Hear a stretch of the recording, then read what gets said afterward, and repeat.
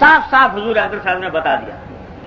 اور یہاں پر آپ ذرا دیکھ لیجئے کہ نصیحتیں جو فرمائی جا رہی ہیں پہلی پہلی ملاقات میں، اسی میں یہ بات فرمائی جا رہی ہے کہ یہ سب کام کرو اور ساتھ ساتھ اپنے ازار کو، اپنے تہبند کو، اپنے پاجامے کو ٹخنوں سے نیچے نہ ہونے دو، اس واسطے کہ نیچا ہوگا تو یہ تکبر کی علامت ہے.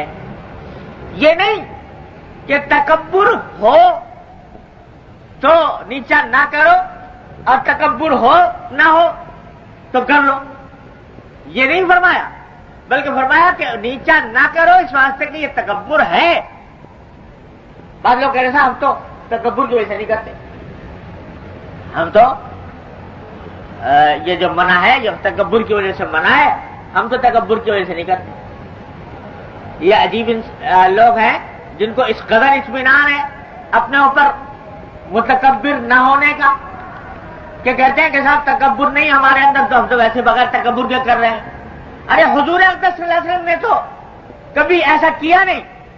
تکبر سے بری، تکبر سے پاک اس روئے زمین پر اگر کوئی ذات ہو سکتی ہے تو محمد رسول اللہ صلی اللہ علیہ وسلم زیادہ نہیں ہو سکتی. لیکن آپ نے بھی یہ نہیں فرمایا کہ چونکہ میرے اندر تکبر نہیں ہے لہذا میں نیچے کر لیتا ہوں. ساری عمر کبھی نیچے نہیں فرمایا. تو اگر کسی کے لیے جائز ہوتا کہ وہ تکبر کی سے بچنے کے لیے وہ انسان اوپر نیچے کر لے تو اس خیال سے کہ میں تکبر سے بری ہوں تو حضور اقدس صلی اللہ علیہ وسلم زیادہ کس کو ہو سکتا تھا، لیکن آپ نے کیا. تو اس لیے یہ خیال دن سے نکال دیں. بلکہ یہ نصیحت فرما رہے ہیں حضور کہ اگر بچو اس سے، اس لیے کہ تکبر کا حصہ وَإِنَّ اللَّهَ لَا يُحِبُّ الْمَخْيَلَةَ، اور اللہ تعالیٰ تکبر کو پسند نہیں. یہ مخیلہ تکبر سے زیادہ اس کا صحیح ترجمہ ہے خود پسندی، اپنے کو اچھا سمجھنا، دوسرے کے مقابلے میں اپنے آپ کو اچھا سمجھنا. میرے اندر بڑے کمالات ہیں، بڑے اوصاف ہیں، اپنے آپ کو بڑا کچھ سمجھ رہا ہے، یہ اللہ تبارک و تعالیٰ کو پسند نہیں. وہاں تو مقبول ہے شکستگی، عاجزی، درماندگی. اللہ کے سامنے جتنا بھی شکستہ ہوگے، تواضع کرو گے، درماندہ ہوگے، اتنا ہی اللہ تبارک و تعالیٰ کے یہاں مقبول ہو. اور جہاں بڑائی آ گئی، خود پسندی آ گئی تو وہ اللہ تبارک و تعالیٰ کو پسند نہیں.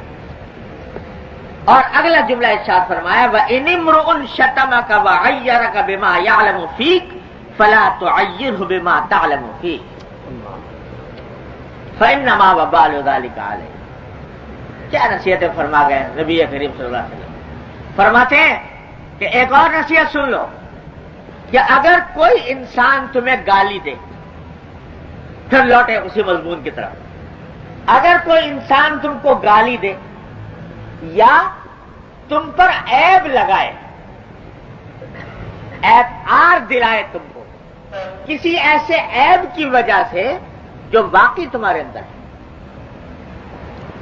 جو تمہارے اندر وہ جانتا ہے کہ فلاں عیب ہے، اس عیب کی وجہ سے تمہیں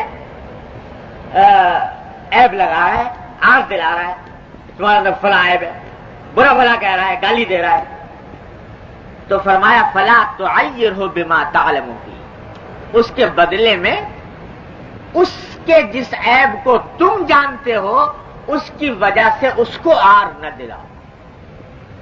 بدلے میں گالی کے بدلے میں گالی نہ دو، آر دلانے کے بدلے میں اس کو آر نہ دلاؤ. کیوں؟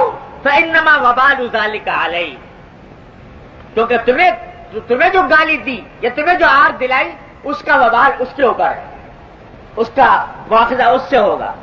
تم بدلہ لے لو گے تو بدلہ لینے سے کوئی حاصل تمہارا نہیں، کوئی فائدہ نہیں. کیا فائدہ ہے؟ اور اگر بدلہ نہیں لوگے، صبر کرو گے، تحمل سے کام لوگے، ایثار کرو گے، اللہ تبارک و تعالیٰ کیا تمہارا اجر عظیم ہے. ایک شخص نے تمہیں کہا بیوقوف ہو،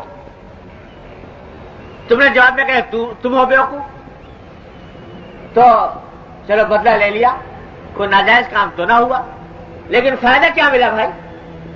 تم نے اس کو بیوقوف کہہ دیا تو کیا دنیا آخرت کا کیا فائدہ حاصل ہوا؟ اور اگر خاموش ہو گئے کہ اس نے کہا بیوقوف तुम खामोश हो गए, दिल में कुड़न पैदा हुई, दिल में औंटन हुई, दिल में गुस्सा भी आया, जब्त कर गए, सब्र किया, तो क्या हुआ? अल्लाह ताला फरमाते हैं इन्नमा युवफ़्फ़स साबिरून अजरहुम बिगैर हिसाब। अल्लाह तबारक व तआला सब्र करने वालों को उनका हिसाब, उनका अजर बेहिसाब देते हैं। तो एक जरा सी जबान को रोक कर और अपने नफ्स पर काबू पाकर तुमने बेहिसाब अजर कमा लिया। और आज पता नहीं लग रहा, जब कब्र में पहुंचोगे, जब अल्लाह तबारक व तआला के हुजूर हाजिर होगे, उस वक्त पता लगेगा कि ये जबान को रोक लेने से और जरा सा खामोश रह जाने से कितना अजीम फायदा हासिल हुआ।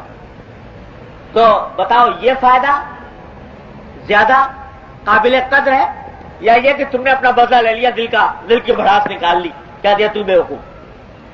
तो हुजूर अक़दस सल्लल्लाहु अलैहि वसल्लम ने ये तलकीन फरमाई कि गाली का जवाब गाली, अगरचे यानी हक है, कुरान कहता है जितनी कोई जुल्म करे उतना ही तुम भी कर सकते हो उसके ऊपर, लेकिन हक है, लेकिन हक को इस्तेमाल करना से बेहतर यह है कि माफ कर। वलमन सबरा व गफरा इन्न ज़ालिका मिन अज़्मिल उमूर, जो सब्र करे और माफ कर दे तो ये बड़े अज़ाइम उमूर में से है। और फरमाया कि इदफा बिल्लती हिय अहसनुस सय्यिआ, किसी ने तुम्हारे साथ बुराई की है, तुम उसका मुकाबला अच्छाई से करो। बुराई का मतलब बुराई से देने के बजाय अच्छाई से मुकाबला करो। तो फरमाया फ़इज़ल लज़ी बैनका व बैनहु अदावतुन कान्नहु वलियुन हमीम, तो जिसके साथ तुम्हारी दुश्मनी थी वो तुम्हारा ऐन बहुत जिगरी दोस्त हो जाएगा। लेकिन साथ फरमा रही वमा युलक़्क़ाहा इल्लल्लज़ीना सबरू, ये काम उसी का है जिसने अपने आप को सब्र की आदत डाली हो। वमा युलक़्क़ाहा इल्ला ज़ू हज़्ज़िन अज़ीम, मगर और ये बहुत ही खुशकिस्मत आदमी का काम है कि ये काम करे कि बुराई का बदला अच्छाई से दे। कितनी तारीफ फरमाई हुजूर अल्लाह ताला ने। तो वमा युलक़्क़ाहा इल्लल्लज़ीना सबरू वमा युलक़्क़ाहा इल्ला ज़ू हज़्ज़िन अज़ीम, तो ये करो, आदत डाल। क्या है मियां, बदला लिया ना लिया, अगर ले लिया तो क्या, लेकिन न लिया और अल्लाह तबारक व तआला के लिए माफ कर दिया, तो देखो कि अल्लाह ताला, पता नहीं हदीस में आता है कि नबी करीम सल्लल्लाहु अलैहि वसल्लम ने फरमाया कि जब दूसरे को जो माफ कर दे तो मैं उस दिन उसको माफ करूंगा जिस दिन उसको माफी की सबसे ज्यादा जरूरत होगी। सबसे ज्यादा जरूरत तुमको आखिरत में होगी माफी की, उस दिन मैं उसको माफ कर दूंगा कि मेरे बंदे को उसने माफ कर दिया, तो मैं इसको माफ कर दूंगा। तो फला तो आय्युहु बिमा तअलमु फी इन्नमा वबालु ज़ालिका। भाई ये सब नसीहतें, ये सब सुन्नतें हैं नबी करीम सरवरत आलम सल्लल्लाहु अलैहि वसल्लम। सुन्नतें सिर्फ ज़वाहिर के हद तक महदूद नहीं है, ये सब सुन्नतें हैं नबी करीम सल्लल्लाहु अलैहि वसल्लम के। अल्लाह ताला हम सबको इन सुन्नतों पर अमल करने की तौफीक अता फरमाए। ये सारी नसीहतें ज़रूरी नसीहतें हैं, जिंदगी में अपना ले, झगड़े खत्म हो जाएं, अदावतें मिट जाएं, फितने खत्म हो जाएं, हुजूर अक़दस सल्लल्लाहु अलैहि वसल्लम के इन इशारात पर अमल करें। अल्लाह